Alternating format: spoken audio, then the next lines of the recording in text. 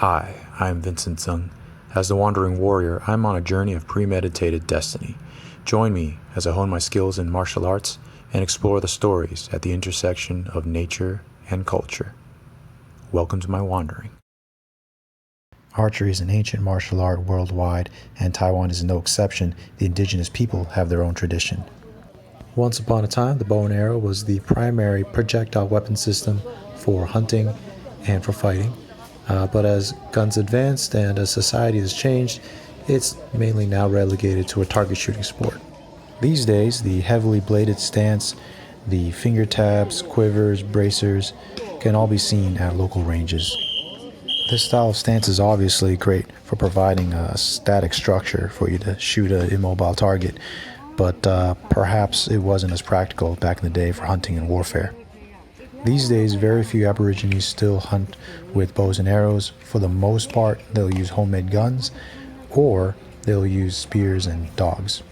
Also worth noting for the Aboriginal hunters, the main prey animal is now the wild boar.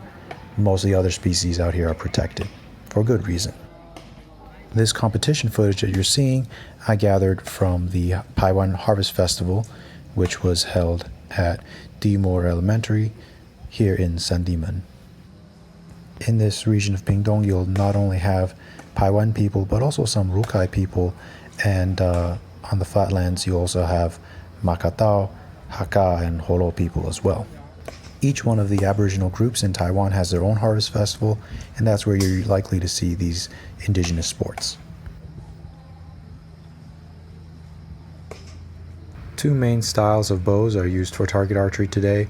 One is a wooden self-bow, another is this bamboo recurve bow with a wooden grip. And you'll notice that yes, it does have a shelf at the arrow pass, and therefore this makes it either a right-hander or a left-hander bow. Another thing to note is most of these bows are actually fairly light in poundage. I would say maybe anywhere from 30 to 50 pounds max, usually not any higher than that. In Pinayuanan, the language of the Paiwan people, the bow is called Tivayatan.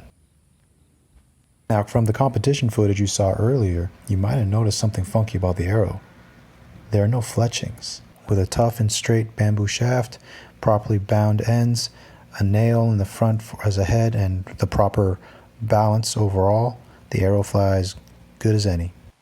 In Pinayuanan, the arrow is known as Vakala.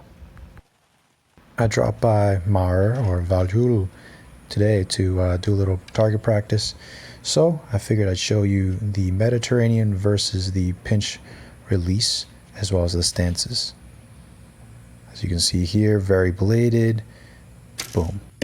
In Pinayuanan, archery is penanak. Now contrast the static, upright, bladed stance with something a little bit more square, knees slightly bent, a slight lean forward to assist with what should be a heavier bow, and there you have something a little more traditional with a pinch release. There's still a few bowyers and arrow makers amongst the indigenous peoples here, and some of the bows and arrows they make are absolutely works of art.